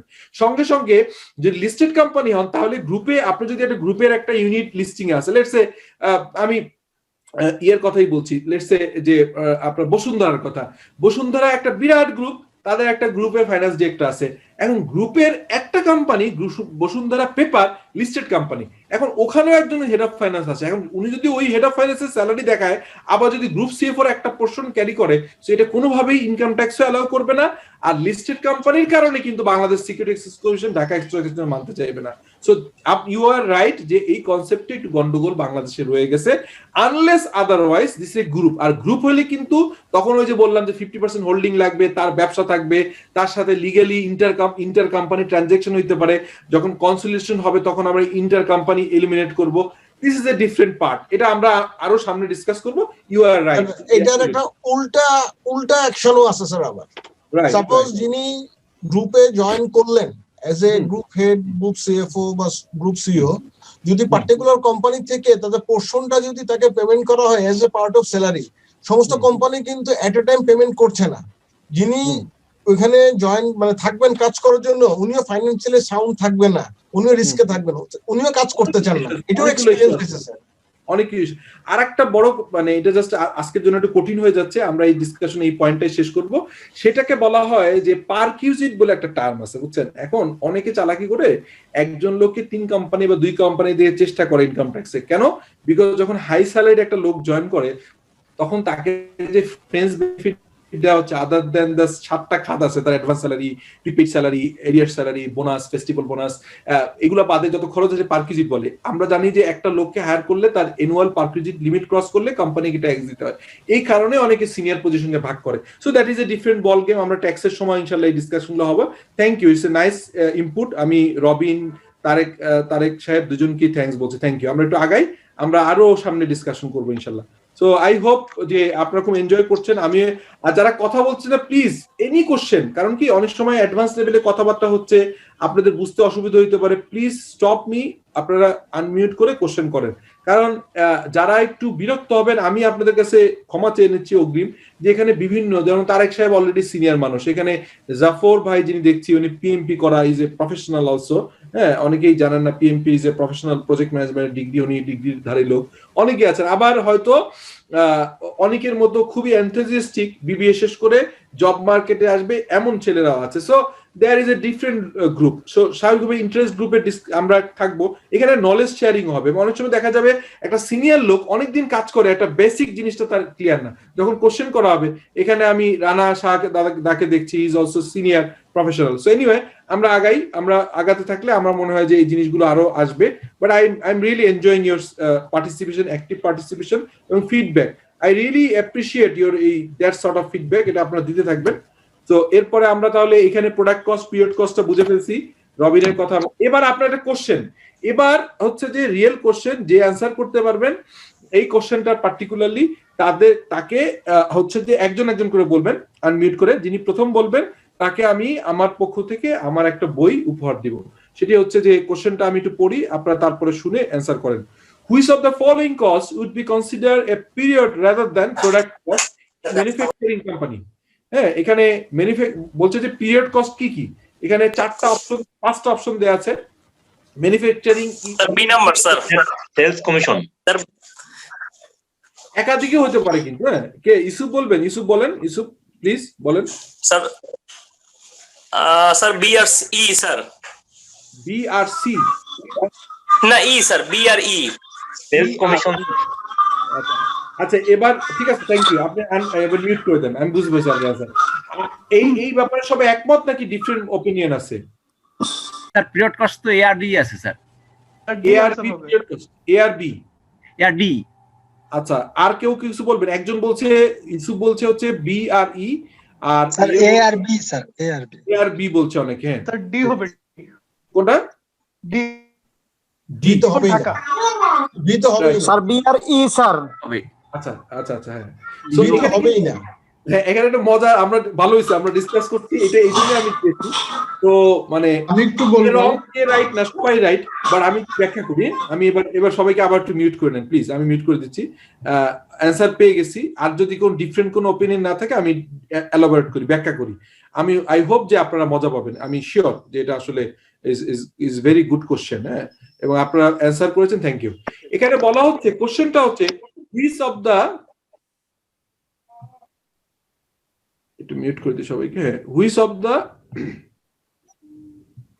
কোশ্চেনটা হচ্ছে which of the following costs মানে একাধিক কস্ট হইতে পারে would be considered a period rather than a product cost in manufacturing company manufacturing কোম্পানিকে বলা হচ্ছে যে এখানে আপনারা যারা কস্টিং দেখছেন আমরা যারা ক্লাস করছি তাদেরকে কোশ্চেন করা হয়েছে যে একটা ম্যানুফ্যাকচারিং অর্গানাইজেশনে কোন কোন কস্টগুলো একাধিক হইতে পারে এটা হচ্ছে পিরিয়ড কস্ট এটা কিন্তু প্রোডাক্ট কস্ট না তো দেখেন প্রথম হচ্ছে ম্যানুফ্যাকচারিং ইকুইপমেন্ট ডেপ্রিসিয়েশন তো প্রথম কোশ্চেন আমার যে এটা কি পিরিয়ড কস্ট নাকি প্রোডাক্ট কস্ট দেখেন আপনি যখন একটা মেশিন ইউজ করে প্রোডাকশন করবেন তখন ডেফিনেটলি এই ম্যানুফ্যাকচারিং করার জন্য এই মেশিনটা হেল্প করছে this is your product cost sure এটা কিন্তু period cost and product cost এখন কি এর সাথে দ্বিমত আছেন বলেন তার মানে এ অ্যান্সার হবে না এবার বি আসেন property tax on corporate headquarter corporate হেডকোয়ার্টারে অনেকগুলো কোম্পানি থাকতে পারে অনেক জিনিস থাকতে পারে সেটা তো ম্যানুফ্যাকচারিং এর সাথে সরাসরি সম্পৃক্ত না this should be include as administrative overhead so এটা period cost that means sir period cost হ্যাঁ তারপরে বি পাওয়া গেল একটা আরো আছে কিনা দেখি এরপরে হচ্ছে সি ডাইরেক্ট ম্যাটেরিয়াল কস্ট এটা তো অবভিয়াসলি প্রোডাক্ট কস্ট এর কোনো ডাউট নাই এরপর ডি হচ্ছে electrical cost to light electrical cost to light the production facility আপনি প্রোডাক্ট কস্ট উপরে যখন লাইট দিচ্ছেন শেড দিয়ে লাইট দিচ্ছেন যে আপনার প্রোডাকশন স্মুথ করার জন্য এটাও প্রোডাক্ট কস্ট এবার লাস্ট বলেন sales commission is basically a selling overhead it is not a product cost এটা পিরিয়ড কস্ট ইউসুফ যেটা বলছিল আমাদের যে ইউসুফ ও রাইট বলছে বি এবং ই হচ্ছে পিরিয়ড কস্ট আর তিনটা হচ্ছে প্রোডাক্ট কস্ট এখন কি সব আমি বলেছিলাম স্যার হ্যাঁ থ্যাংক ইউ তাহলে স্যার ফার্স্ট আমি বলছিলাম ওকে ঠিক আছে স্যার ফার্স্ট আমি বলছিলাম স্যার দুইজনই পাবে আমরা দুইজন বলছেন দুইজনই পাবেন এখন এটা পাওয়া শেষ এটা হয়ে গেল এখন দেখেন এটা বুঝতে কার অসুবিধা আছে কিনা আমি একটু সময় নিয়েছি বাট আমি একটু আপনাদের ক্লিয়ার করতে চেয়েছি বলেন প্লিজ ঠিক আছে কিনা কারো কোনো ভিন্ন মত থাকলে বলেন জিনিসটা বোঝা গেছে কিনা বোঝা গেছে স্যার ক্লিয়ার স্যার বুঝা গেছে ফাইন তাহলে আমরা পরে যাই এটা মাঝে মাঝে হ্যাং করে কেন সরি এটা একটা জুমের একটা সমস্যা এই যে so this are basically right answer property tax on corporate headquarter এটা আর হচ্ছে সেলস কমিশন আচ্ছা এবার আরেকটা কনসেপ্ট নিয়ে আলাপ করব এই কনসেপ্টটা হচ্ছে যে এরও কোয়ারি থাকবে কোশ্চেন থাকবে লুইন একটু রেকর্ড দেখেন যে দুজনে অ্যান্সার করছে ইউসুফ এবং সম্ভবত আবুল কালাম দুজনেরকে আমরা বই দিব আমার লেখা বই sir Shahidullah right Shahidullah sorry Shahidullah সাহেব এবং ইউসুফ আচ্ছা কস্ট ক্লাসিফিকেশন আবার একটু আপনাদেরকে কাইন্ডলি মিউট করে দিই পরে আবার আনমিউট করে নিন ওকে যেটা বলছিলাম সেটা হচ্ছে যে cost classification for predicting the cost behaviour এখানে দেখেন cost behaviour refers to how the cost will react to change in the level of activities হ্যাঁ লেভেল অফ অ্যাক্টিভিটিস এর বেসিসে চেঞ্জ হয় the most common classification are variable cost fixed cost এটা আমরা সবাই জানি what is about the mixed cost টা কি ফিক্সড কস্ট এবং ভেরিয়েবল কস্ট আমরা জানি এটার কম্বিনেশন যেটা পার্টলি ভেরিয়েবল এবং পার্টলি ফিক্সড যেমন ইলেকট্রিসিটি বিল টেলিফোন বিল কে বলছে এটা gas bill Talha sir Talha thank you Talha thank you is absolutely right you are right হ্যাঁ ঠিক আছে তা আমরা দেখি অন্যদেরকে আরো বুঝে যারা অন্যরা আছেন তারাও বুঝবেন সবাই এটা বোঝার জিনিস সিম্পল আচ্ছা এবার আমি এক একটা করে ব্যাখ্যা করলে বুঝতে পারবেন এখানে তিনটা কস্টের কথা বলছি একটা হচ্ছে ভেরিয়েবল কস্ট একটা ফিক্সড কস্ট একটা মিক্সড কস্ট এটা আমি যখন ব্যাখ্যা করব সবাই ক্লিয়ার হয়ে যাবেন সো এখানে আমরা প্রথমেই আসছি হচ্ছে variable cost what is variable cost variable কস্টের সংজ্ঞায় বলা হচ্ছে the cost that varies in total cost vary করবে এক ইউনিটের যদি 10 টাকা হয় 2 ইউনিট 20 টাকা 3 ইউনিট 30 টাকা 4 ইউনিট 40 টাকা তারপর টোটাল কস্ট গ্র্যাজুয়ালি বাড়বে লাইক দ্যাট এভাবে বাড়বে টোটাল কস্ট এভাবে বাড়বে কিন্তু per unit cost is fixed so cost that varies in total in direct production to change in the level of activity in some cases your production cost is based on how many units you produce. আপনি যত minute ধরেন, আপনি এমন হইতে পারে একটা certain level পর্যন্ত আপনার ভেরিয়েবল কস্ট হচ্ছে পার ইউনিটে ফিক্সড, বাট ভেরিয়েবল কস্ট বাড়বে। ধরেন যেমন আমি বললাম যে আমরা এই জায়গায় একটা ফুটিকা জুস, এই ফুটিকা জুস যদি তৈরি করতে 25 টাকা খরচ হয়ে যায় এক ইউনিটে, এখানে যে র মেটেরিয়ালটা, যে র মেটেরিয়ালটা, এটা কিন্তু ইজ এ ভেরিয়েবল কস্ট। এক ইউনিট করতে যদি 25 টাকার ম্যাটেরিয়াল লাগে, 2 ইউনিটে 50, 3 ইউনিটে 75, 4 ইউনিটে হচ্ছে 100। এই যে পার ইউনিট ফিক্সড বা total variable is called the variable cost. কেমন? এই দেখেন এখানে বলা হচ্ছে however variable cost is constant if expressed on a per unit basis, মানে এক ইউনিট যদি বলি তাহলে কিন্তু সব ইউনিটের কস্টই সমান। Per unit cost of a production remains constant even though that the total cost of the production increase or decrease with the activities. মানে যদি 2 পিস করেন, 10 পিস করেন, ভেরিয়েবল কস্ট কিন্তু পার ইউনিটে ফিক্স থাকবে, মানে 10 টাকা 10 টাকা 10 টাকা 10 টাকা যত ইউনিট করেন। লাভ হবে যত বেশি প্রোডাকশন করবেন তত ভেরিয়েবল কস্ট একই থাকবে, কিন্তু ফিক্সড কস্টের অ্যালোকেশনের মাধ্যমে বেনিফিট পাবেন। মানে একটা মেশিন যদি আপনি চালান আর এই মেশিন থেকে যদি একটা প্রোডাক্ট করেন, ভেরিয়েবল কস্ট 10 টাকা, কিন্তু মেশিনের সমস্ত কস্ট কিন্তু ওর উপর যে পড়বে। 2 ইউনিট করলে 10 টাকা 10 টাকা দিলেন, কিন্তু মেশিনের কস্ট 2 ভাগ হয়ে গেল। মেশিনের কস্ট যদি হয় 200 টাকা, তাহলে একটা প্রোডাক্টে পড়বে 100। 3 ইউনিট পড়বে, 3টা ইউনিট প্রোডাক্ট করলে 3 ইউনিট করলে 66 টাকা, 4 ইউনিট করলে 50 টাকা, 5 ইউনিট করলে লেটস সে 33 টাকা, 6 ইউনিট করলে লেটস সে 25 টাকা। এরকম যত প্রোডাকশন বাড়াবেন মেশিনের যে ফিক্সড কস্ট ওইটা কিন্তু পার ইউনিটে কমে যাবে, কিন্তু ভেরিয়েবল কস্ট ইজ ফিক্সড। এখন বলেন যে এই জিনিসটা কে কে বুঝেন নাই বা কোনো যদি কিছু বলার থাকে। Is a very basic discussion, but I really want to make you clear, otherwise ফিউচারে যখন আমরা অনেক ডিপে অ্যানালাইসিস করব তখন বুঝতে অসুবিধা হবে। প্লিজ।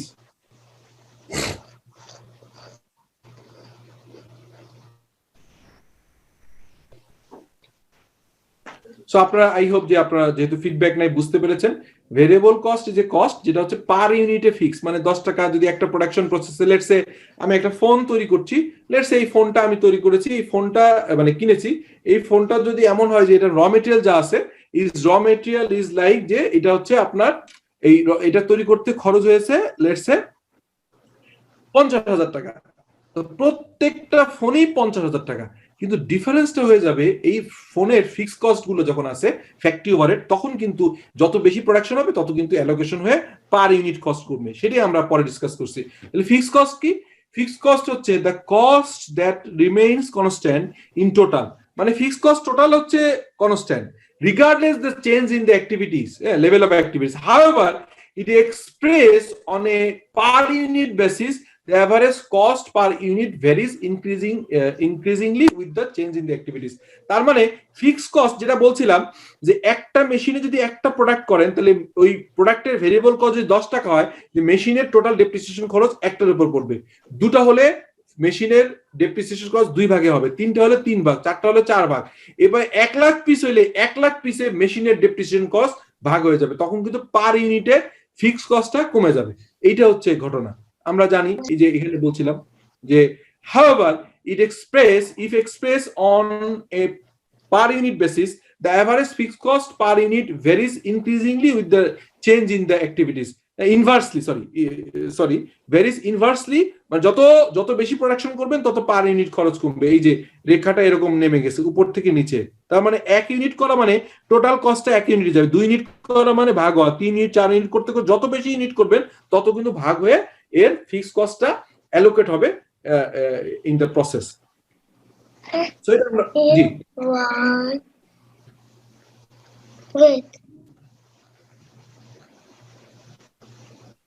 এরপর আমরা পরে যাই, পরে আগাই।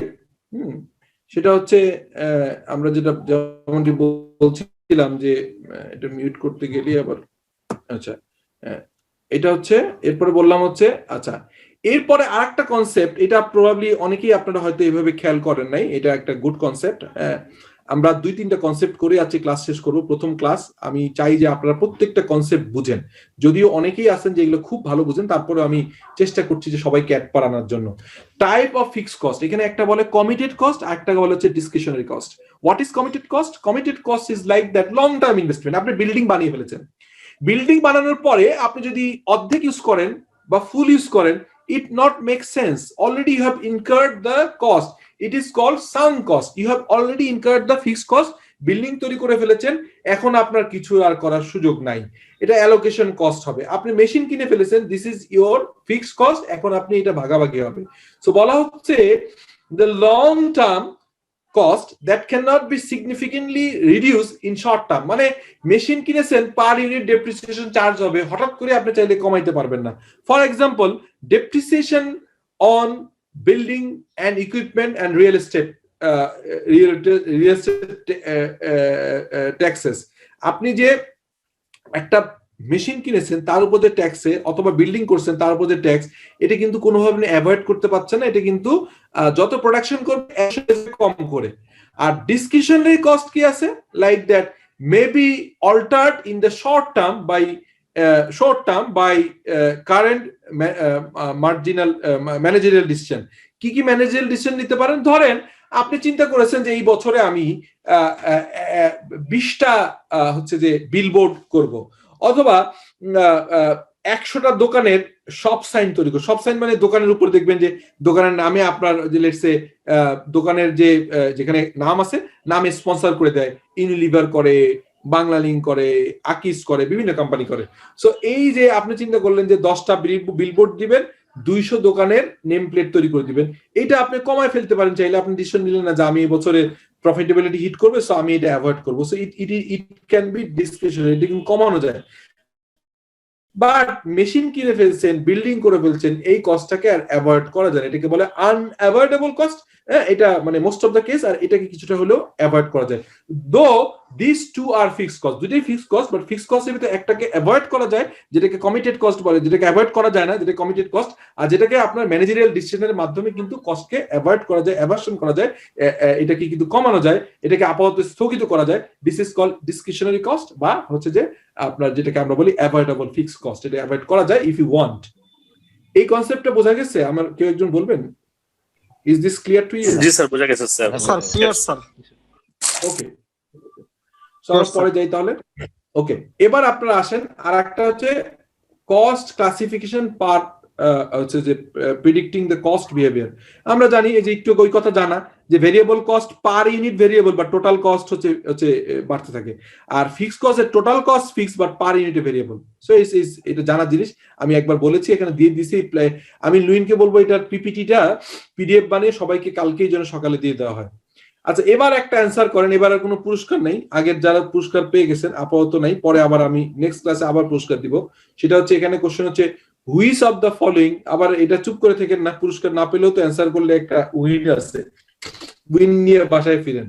So is which of the following cost would be variable with respect to the number of the consoles and at a Baskin and Robbins shop. হ্যাঁ, কত কোন সেল হয়, মানে এখানে বাস্কিন এন্ড রবিন্স শপে কোন সেল করে, বলছে which of the following cost would be variable cost with respect to the number of cone sold at Baskins and Robbins. They may be more than one correct answer, একটার বেশি correct answer. কোন কোন variable cost বলে? C and D sir. CD sir. CD. আচ্ছা দেখি, সবাই CD বলছে, তার মানে আমরা দেখি the cost of light at the store. আচ্ছা, এটা ভেরিয়েবল কস্ট হবে না। The wages of the store manager, এটা ভেরিয়েবল কস্ট হবে না, এটা ফিক্সড কস্ট অথবা ভেরিয়েবল কস্ট, মানে variable mixed cost, either fixed cost অথবা mixed cost, but at least variable cost না। The cost of ice cream is basically is a variable, and the cost of napkins for customer, yes, this is also a variable cost. So you are right. So B and C are the variable cost. Okay, so you are right. Congratulations. সবাই বুঝতে পারছেন তো না? জি sir. Thank you.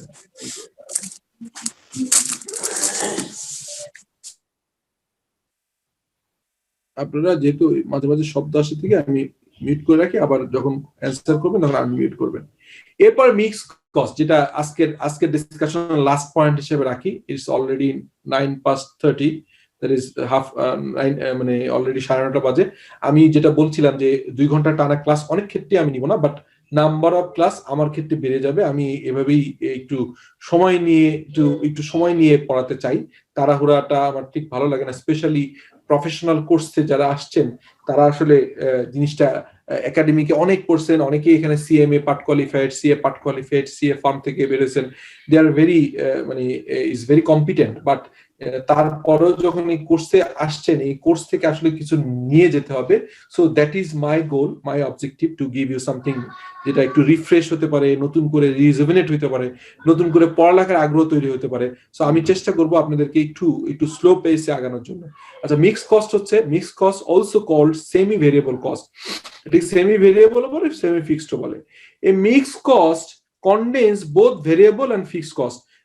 Consider the example of the utility cost. Utility cost যে আমাকে শুরুতে একজন example দিচ্ছিলেন, সম্ভবত ইউসুফ বা কেউ, যে আপনার এখানে যেমন ধরেন কারেন্টের একটা বিলের কথা বলি। আমি ইদানিং আর ইলেকট্রিসিটি বিল ওভাবে দেখা হয় না, আমি ছোটবেলার কথা বলি। ছোটবেলায় আমাদের পল্লী বিদ্যুতে, আমি তো ডিফারেন্টলি ঢাকায় ছিলাম, ঢাকার বাইরে ছিলাম, বিভিন্ন জায়গায় বাবা জব করছেন, বিভিন্ন জায়গায় ছিলাম। ওখানে দেখা হতো যে প্রথম লেটস সে 5 ইউনিট নিতেই হবে। 5 ইউনিট যদি ইউজ নাও করেন তাও আপনি 100 টাকা বিল। এই 5 ইউনিটের মানে that is 5 unit electricity use করা পর্যন্ত আপনাকে কোনো এডিশনাল টাকা দিতে হবে না, 100 টাকা। এরপরে তার মানে 4 ইউনিট করলে 100 টাকা, 3 ইউনিট করলেও 100 টাকা, 5 ইউনিট করলেও 100 টাকা। বাট 6 ইউনিটে গেলে তখন 100 টাকার থেকে ইনক্রিমেন্টাল পার ইউনিটের ভেরিয়েবল কস্ট লেটস সে 4 টাকা। তাহলে 5 ইউনিট পর্যন্ত 100 টাকা, ইট ইজ কল, এই যে এখানে বললাম যে ফিক্সড, এটা মান্থলি ফিক্সড। এরপরে যখন 6ষ্ঠ ইউনিট ইউজ করলেন তখন মাত্র 4 টাকা যোগ হলো। এরপরে যখন 7 হবে তখন হচ্ছে 8 টাকা, 4 4 8, 9 হলে হচ্ছে আরো 1 যোগ হবে, মানে 12 টাকা। সো মানে এটা আসলে বেসিক্যালি বলতে পারেন যে আপনি যে কানেকশন দিয়েছেন এই কানেকশনটা ফিক্সড, ওই ফিক্সড খরচের ভিতরে আপনার 5টা ইউনিট দেয়া আছে। It is called basically the fixed portion of a mixed cost, আর উপরে একটা ভেরিয়েবল। সো এই কনসেপ্টটা কি বোঝা গেছে? কেউ বলবেন আমাকে একটু? জি স্যার, বোঝা গেছে না? Yes sir. টেলিফোন যেটা, ওটা 150 টাকা ফিক্স থাকে, প্রতি ইয়ার কলের টাকাগুলো হয় sir. Simple sir, line rent থাকে স্যার, বাকিটা হচ্ছে কি কনজিউমের জন্য থাকে স্যার। এই ধরনের কস্ট থাকে। রাইট, ফ্যান্টাস্টিক, আপনারা খুব ভালো বুঝেছেন।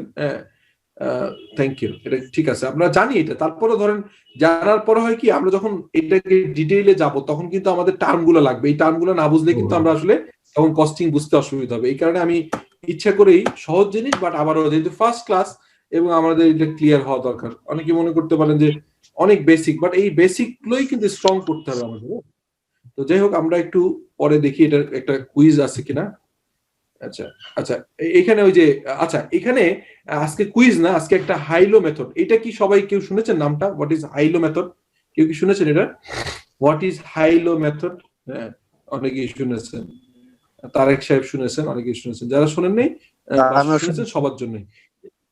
আচ্ছা, সেটা হচ্ছে দেখেন, জি, হাইলো মেথড ইজ ওই যে বললাম যে একটা কস্টিং প্রসেসে যখন আপনার ভেরিয়েবল এবং ফিক্স দুটোই যখন মিক্স থাকবে, দ্যাট ইজ হচ্ছে সার্টেন লেভেল পর্যন্ত ফিক্স, এরপরে ভেরিয়েবল, এটাকে আমরা বলছি সেমি ভেরিয়েবল অথবা মিক্স কস্ট। এরকম যখন থাকবে তখন আমাদেরকে এখানে ফিক্স কস্ট এবং ভেরিয়েবল কস্ট বের করা কঠিন হয়ে যাবে। তখন আমরা বলি যে হাইয়েস্ট অ্যাক্টিভিটি এবং লোয়েস্ট অ্যাক্টিভিটিস, এই দুইটা অ্যাক্টিভিটিস যখন নিয়ে আমরা কাজ করব, হাইয়েস্ট অ্যাক্টিভিটিস এবং লোয়েস্ট অ্যাক্টিভিটিস যখন এটা কাজ করব, তখন আমরা বের করে ফেলতে পারবো। যেমন এখানে একটা উদাহরণ দিয়েছি, জানুয়ারি, ফেব্রুয়ারি, মার্চ, এপ্রিল, মে, জুন, এই কয়েকটা মাসের এখানে আওয়ার অফ মেইনটেনেন্স কত আওয়ার করা হয়েছে। জানুয়ারিতে দেখা যাচ্ছে যে 625 ঘন্টা মেইনটেনেন্স করা হয়েছে, ফেব্রুয়ারিতে 450, March 700, April 550, May 775, and June 850. So the total maintenance cost for January is 7,950. For the February months it is 7,400, For the March, it's 700 unit of hour, and the total cost is 8,275. April is 550 এবং cost hour 550 এবং cost হচ্ছে 7,625. And in May, the activities is basically 775 is the hour, and the total cost is 9,100. And the June হচ্ছে 850 850, and the total cost is 9,800. So এই যে জানুয়ারি থেকে June 6 মান্থের খরচ দেয়া আছে, এখানে আপনাকে প্রথম কোশ্চেন হবে লোয়েস্ট অ্যাক্টিভিটিস এবং হাইয়েস্ট অ্যাক্টিভিটিস বের করা। সো আমাকে কেউ একজন বলেন তো, what is the highest activities and what is the lowest activities here? কেউ একজন বলেন। অনিক স্যার 850 আর 450। 850 আর 450। 850 ইজ দ্য হাইয়েস্ট, আর হচ্ছে লোয়েস্ট হচ্ছে 450। সো এই দুটার ডিফারেন্স হচ্ছে 400। এই যে এই দুটার 850 বিয়োগ 450 ইজ 400, আর হাইয়েস্ট কস্ট হচ্ছে 9800, লোয়েস্ট কস্ট হচ্ছে 7400। এই দুটোর ডিফারেন্স হচ্ছে 2400। সো পার ইউনিট এখানে আমরা কিন্তু ভেরিয়েবল বের করে ফেলছি কত, $6 পার আওয়ার। সো এটা যদি বের করতে পারি তাহলে আমরা কিন্তু এখন যেহেতু পার আওয়ার ভেরিয়েবল বের করে ফেলছি, আমাদের জন্য ইজি হবে ফিক্সডটা বের করা। সো আমরা নেক্সট ইয়েতে এই ইয়েটা করা আছে, এক্সাম্পলটা কন্টিনিউ করা আছে, আমরা এটা দেখে আজকে শেষ করব। এই যে আপনার তাহলে এখানে দেখেন এইটাই ওই যে ক্যালকুলেশনটা আমরা করলাম। তাহলে এবার আসেন যে এইখানে যদি ধরি টোটাল কস্ট কত 9800, তার ভিতরে ভেরিয়েবল কস্ট কত 6 টাকা পার আওয়ার, আর কত আওয়ার হয়েছে 850। So 6 per hour into 850 hours. So total variable cost is 5,100. So if we deduct from the if this 5,100 deduct from the total cost of 9,800, the fixed cost is 4,700. Is it clear to you? আপনারা কি বুঝতে পারছেন জিনিসটা? বা যদি কেউ না বোঝেন, I can repeat. Please, anyone? এটা কি বোঝা গেছে? শিওর অনেকে বোঝে নাই। আচ্ছা, আরেকটু রিপিট করে দিলে আগের স্লাইডে যাই। হ্যাঁ, শিওর। তাহলে এবার আরেকবার, এটা this is the last topics, এরপর আপনাদের দুই একটা কোশ্চেন থাকলে নিব। আজকে ক্লাসটা এটা দিয়ে শেষ করি। সো আমি বলছিলাম যে যখন ফিক্সড কস্ট এবং ভেরিয়েবল কস্ট মিক্স থাকবে, it is called mix cost. মানে ফিক্সড কস্ট এবং ভেরিয়েবল কস্ট দুটো যখন একসাথে হয়ে যায় তখন হচ্ছে এটাকে বলে মিক্স কস্ট। আর মিক্স কস্ট যখন হয় তখন কিন্তু ফিক্সড এবং ভেরিয়েবল বের করা একটু কঠিন হয়। তো সেক্ষেত্রে আপনার এখানে ওই যখন এরকম কস্ট নেচার থাকে, এরকম নেচার থাকলে সেই নেচারে আমরা কিন্তু কি করতে পারি, আমরা কিন্তু হাইয়েস্ট অ্যাক্টিভিটিস এবং লোয়েস্ট অ্যাক্টিভিটিস দিয়ে করতে পারি। আরো কিছু মেথড আছে আমরা সামনে পাবো, but this is a common method, যেটা আমরা দেখা যায় যে হাইয়েস্ট অ্যাক্টিভিটিস এবং লোয়েস্ট অ্যাক্টিভিটিস নিয়ে কাজ করি। এই মেথডটাকে বলা হয় high low method. Is a very popular method in management accounting, cost accounting. So এখানে আমরা প্রথম বের করতে হয় the variable cost per hour of maintenance is equal to the change in the cost divided by the change in the hour. এটা বের করার নিয়ম কি, আমরা যখন দেখি হাইয়েস্ট অ্যাক্টিভিটিস 850, সো 850 যেটা হাইয়েস্ট এবং lowest activities 450। So difference between this two, highest activities 850 আর লোয়েস্ট হচ্ছে 450, এই দুটো ডিফারেন্স কত, এই যে 400। আর হাইয়েস্টের অ্যাক্টিভিটির জন্য কস্ট কত 9,800 is the total highest cost for the highest activities, and the total lowest cost is for the lowest activities 7,400. So the difference between these 9,800 and 7,400 is basically the 2,400. So this is the incremental cost for these 4,000 unit. মানে 400 ইউনিটের কারণে কিন্তু difference হলো, দুজনেই কিন্তু fixed cost fix.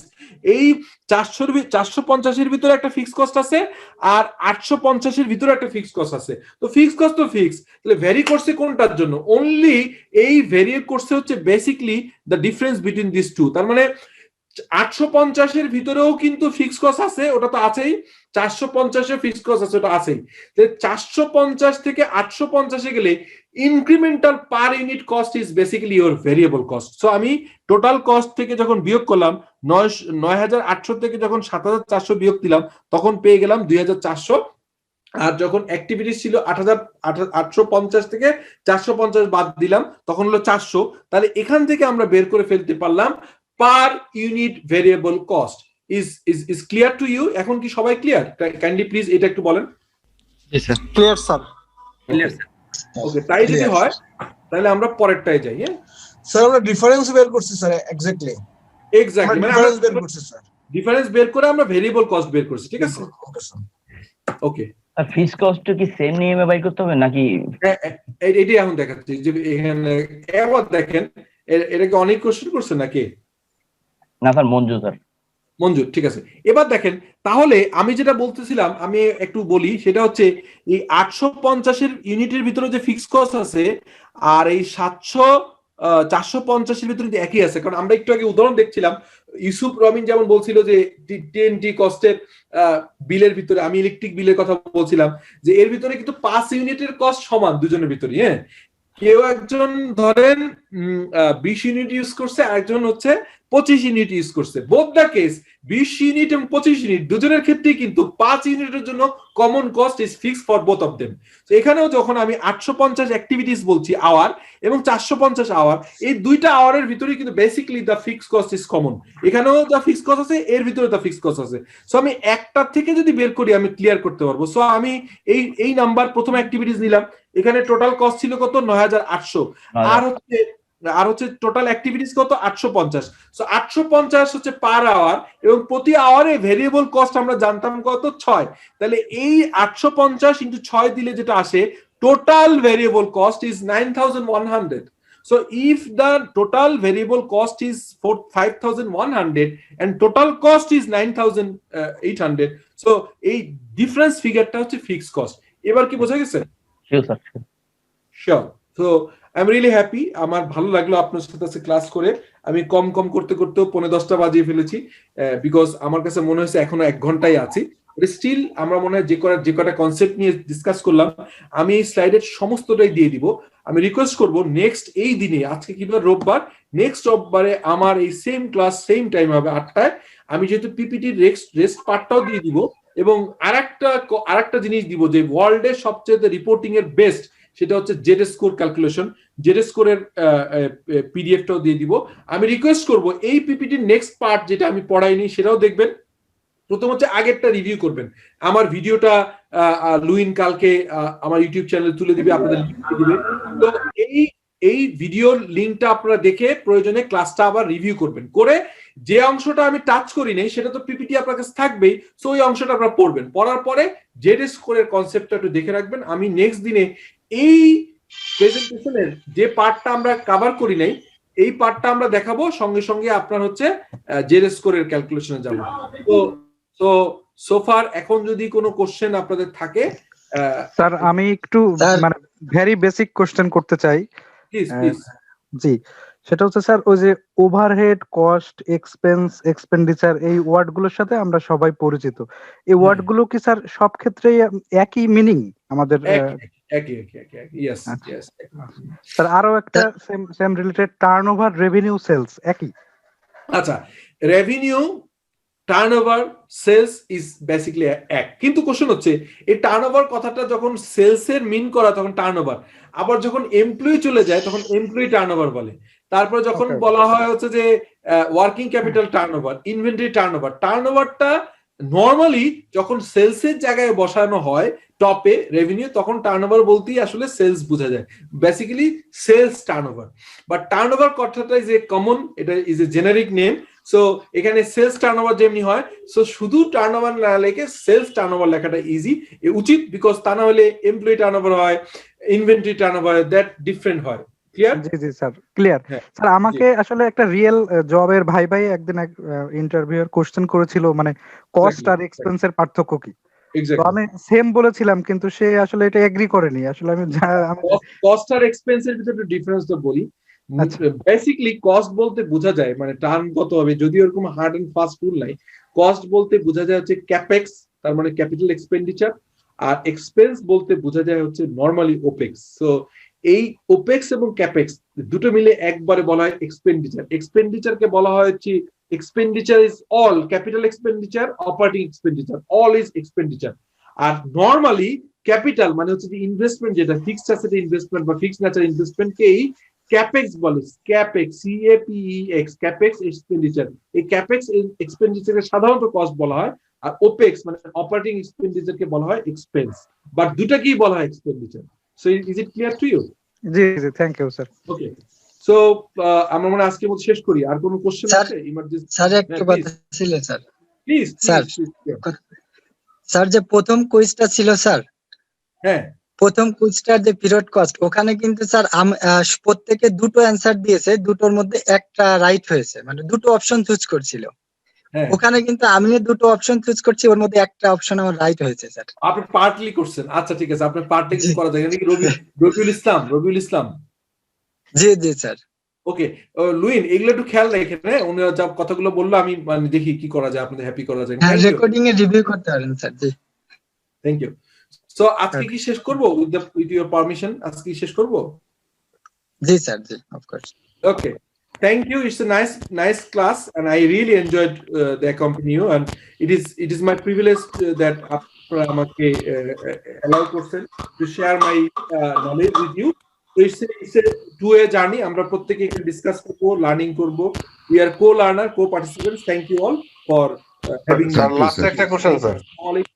Sir last একটা question sir, আপনার বইগুলো কিভাবে আমরা কালেক্ট করতে পারি? আচ্ছা লুইন ওনাদের অ্যাড্রেসটা আপনাদের গ্রুপে কাইন্ডলি আপনাদের অ্যাড্রেসটা দেন। লুইন আপনাদেরকে বই পাঠিয়ে দিবে, এবং একটা প্রসেস আছে যারা এই বইটা করে, ওই ইবাজার নামে একটা অর্গানাইজেশন আমাদেরই কাজ করে, তো ওইটা করবে। আপনি একটু গ্রুপে লিখে দেন কে কে বই নিতে ইন্টারেস্টেড। হ্যাঁ, থ্যাংক ইউ। ঠিক আছে ঠিক আছে। লুইন একটু কথা জি স্যার, আমার সাথে যোগাযোগ করলে আমি ব্যবস্থা করতে পারবো আর কি। থ্যাংক ইউ এই করে না জি, প্লিজ থ্যাংক ইউ জি। Okay, thank you sir. আসসালামু আলাইকুম স্যার।